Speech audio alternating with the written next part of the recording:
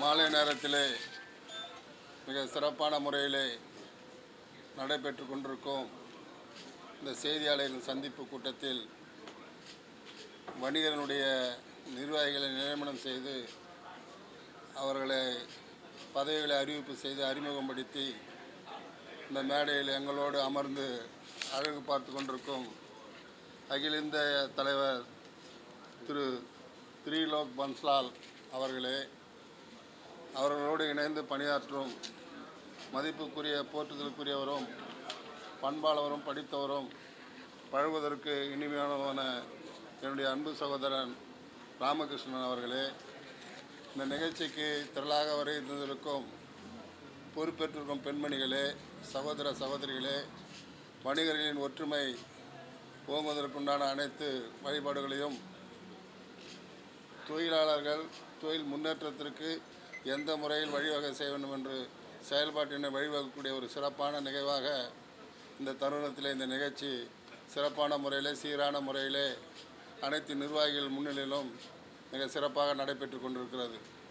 இந்த செய்தியாளர் சந்திப்பில் எங்களெல்லாம் பதவி கொடுத்து கௌரவப்படுத்தி அறிமுகப்படுத்தி அமர்ந்திருக்கும் பன்ஸ்லால் அவர்களுக்கு மீண்டும் ஒரு முறை நன்றி கூறி, அவர் வழங்கிய பதவிக்கு எந்தவித பங்கமும் வராமல் அவர் இட்ட பணியை முடித்து அவர் நம்முடைய செயல்பாடுகளை சிறப்பாக இருக்கிறது என்று பாராட்டுகின்ற வகையிலே எனக்கு கொடுத்த பதவியை நான் பயன்படுத்தி என்னுடைய சங்கத்திற்கு உண்டான அனைத்து சேவைகளும் செய்வேன் என்று உறுதிமொழி கூறி வாய்ப்புக்கு நன்றி கூறி விடைபெறுகிறேன். நன்றி, வணக்கம்.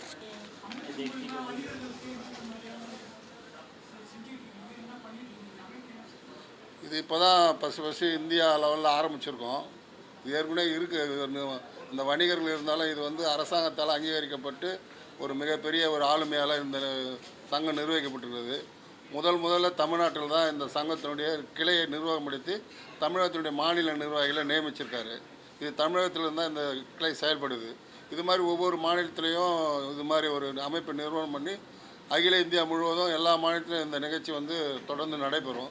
எஸ்எம்எஸ்ன்னு சொல்லிட்டு இந்த லோனு சென்ட்ரல் கவர்மெண்ட்டில் என்னென்ன சலுகைகள் இருக்கோ அத்தனை சலுகைகளும் பெற்று தொழிலாளருக்கும் தொழில் முன்னேற்றத்துக்காக செயல்படும் குறு சிறு தொழிலாளர்களுக்கும் இந்த ஃபேக்ட்ரி வச்சுகளுக்கெல்லாம் இவங்க வந்து எங்கள் மூலிமா வந்தாங்கன்னா அவங்களுக்கு லோன் வாங்கி அவங்களுடைய சிறப்பான தொழில் வளர்கிறதுக்கு வழிவகை செய்வோம். அதில் அரசாங்கத்தில் மானிய தள்ளுபடிலாம் இருக்குது. அதுக்காக தான் இந்த சங்கம் உருவாக்கப்பட்டது. அதுக்காக தான் இந்த சங்கம் செயல்படும்.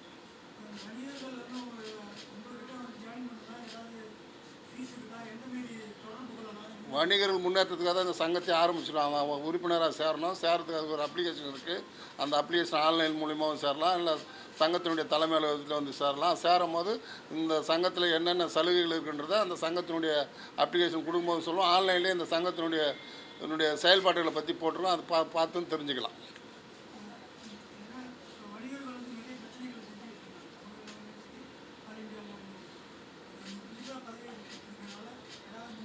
நியாயமான கோரிக்கைகள் இருந்தால் அரசாங்கத்தை போராடி அந்த கோரிக்கையை வணிகர்கள் பெற்று தர்றதுக்கு இந்த சங்கம் எப்பவுமே தயாராக இருக்கும். தயாராக இருக்கிறதுக்கு உண்டான வேலையை தான் இந்த சங்கம் செய்யப்போகுது.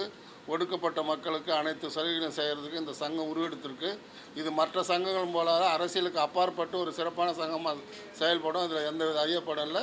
வணிகர்களுக்கு ஒரு முதுகெலுக்காக தான் இந்த சங்கம் செயல்படும். இதில் உறுப்பினராக சேர்றவங்களுக்கு நிச்சயமாக அவங்களுடைய சலுகைகள் வந்து நிறைய எதிர்பார்த்து செயல்படலாம். நிச்சயமாக அரசாங்கம் இல்லாமல் எந்தவித செயல்பட முடியாது. ஆனால் அரசாங்கம் வணிகர்களுக்கு துரோகம் செஞ்சு அரசாங்கத்தை எதிர்த்து போராட்டத்துக்கு இந்த சங்கம் தயாராக இருக்குது. நிச்சயமாக இதுக்குண்டான துறை அமைச்சரை சந்திக்கிறது, இதுக்குண்டான ஐஏஎஸ் அதிகாரிகளை சந்திக்கிறது, இது போன்ற சந்திப்பெல்லாம் அகில இந்திய தலைவர் என்ன முடிவு எடுக்கிறாரோ அவர் கட்டளைப்படி மாநில நிர்வாகிகள் செயல்படும்.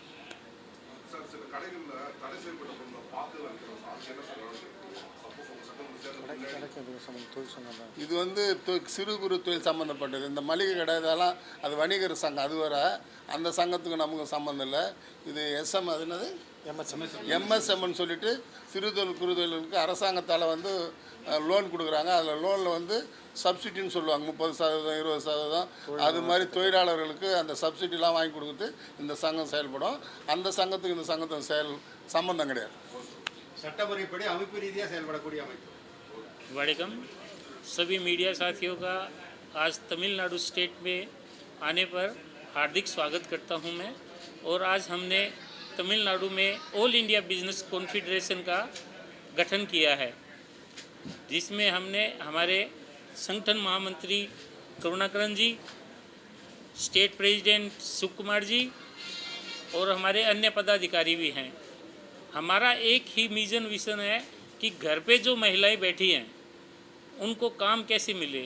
हम एक ऐसा प्लेटफार्म दे रहे हैं कि उनको घर से काम मिले और हमारे प्लेटफार्म पर ही काम करें तो निःशुल्क काम होगा। हमारी कंपनी सेक्शन 8 पास है और हम लोगों का विज़न यही है कि हर क्षेत्र में महिलाओं को काम मिले, रोज़गार मिले और व्यवसाय मिले। हम B2B, B2C और B2G पे वर्क कर रहे हैं।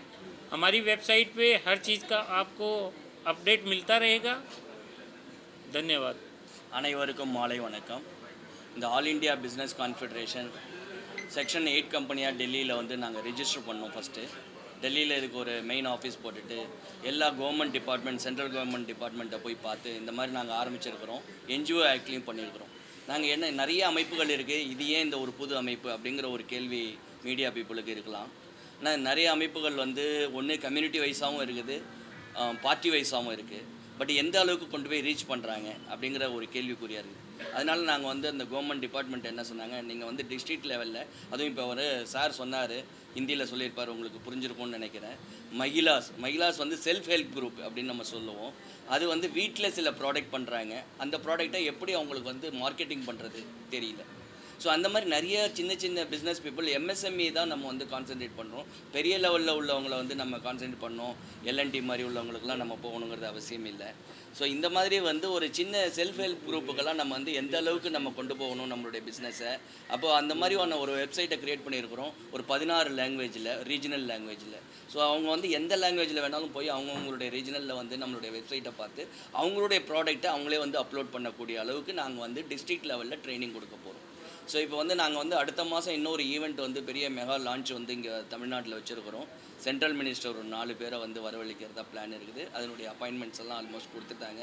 பொங்கல் ஹாலிடேஸுக்கு அப்புறம் அந்த டேட் கன்ஃபார்ம் ஆகும். ஸோ அப்போ வந்துட்டு நம்மளுடைய அமைப்பை பற்றி அவங்களே சொல்லுவாங்க, இந்த அமைப்பை எந்த அளவுக்கு நம்ம கொண்டு போகிறோன்னு. இது ஃபஸ்ட்டு ஸ்டேட்டாக நம்ம வந்து தமிழ்நாடு எடுத்துருக்கிறோம். தமிழ்நாட்டில் தான் நிறையா வந்து அவேர்னஸ் வந்து MSME லெவலில் வந்து கம்மியாக இருக்குது அப்படின்னு சொல்லி ஒரு சர்வே எடுத்துகிட்டு அவங்களுக்கு கொண்டு போய் நம்ம எப்படி இந்த பிஸ்னஸை கொண்டு போய் சேர்க்கறது, அந்த பிஸ்னஸ் சேர்க்கறதுனால அவங்களுடைய வாழ்வாதாரம் எப்படி மாறும். இப்போ 2 பேராக ஒர்க் பண்ணுறவங்க அதுக்கப்புறம் அவங்களே வந்து அப்பாயின்மெண்ட் பண்ணி 4 பேராக ஒர்க் பண்ணலாம்.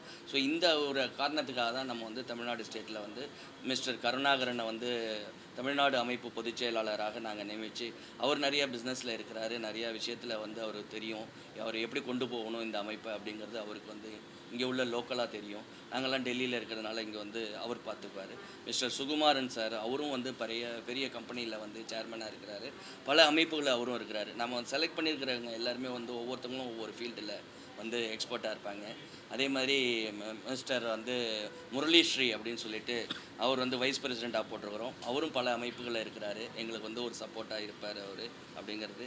உமன்ஸ் விங்கில் பார்த்தீங்கன்னா திருமதி கண்மணி, அவங்க வந்து உமன்ஸ் விங்கினுடைய ஒரு பெரிய ஒரு பேக் போன் மாதிரி நம்ம சொல்லலாம்.